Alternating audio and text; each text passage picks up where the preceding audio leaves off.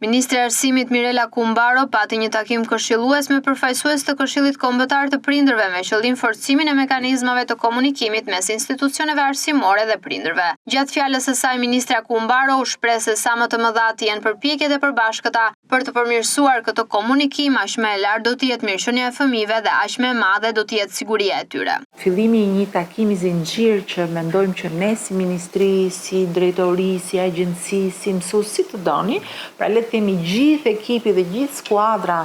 e Ministrisë së Arsimit deri në qelisë duhet të intensifikoj dhe të bëj me prindrit. Për sa i përket rolit të jashtëzakonshëm që ka prindi dhe sidomos rolit që ka komunikimi me institucionet arsimore. Në jetën 24 orëshe të fëmijëve, 5 orë, ja 6 orë shkolla. Pjesa tjetër e ditës është familja, shoqëria, influencat që ne kemi dhe cilat i kontrollojmë gjithmonë e më pak, ku fëmia dominohet shumë më tepër nga gjithë këto tjera, se sa nga kjo. Dhe sa më shumë ne t'i lidhim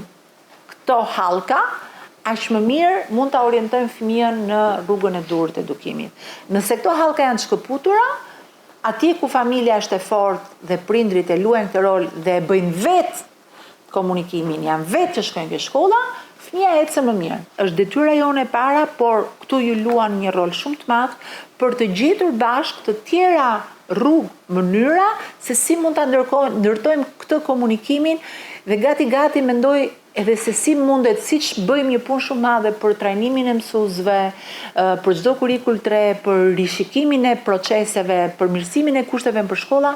çfarë mund të bëjmë më shumë me prindrit në nivel rajonal, në nivel shkollash. Sigurisht është e pamundur që ministrja të shkojë t'i takojë të gjithë, por diku i takon ministrja, diku zëvendës ministra, diku drejtoresha, diku drejtori shkollës, gjithë çështja është të ndërtojmë një komunitet aktorësh të ndërgjegjësuar se sa i rëndësishëm është ky komunikim, që fëmijët jenë të rrethuar dhe të flasin të njëjtën gjuhë. Në ditën që mësuesi dhe prindi do flasin të njëjtën gjuhë, është dita ku fëmia do jetë vërtet në duart më të sigurta. Nëse një dorë mban dhe tjetra e lëshon, cila do qoftë kjo,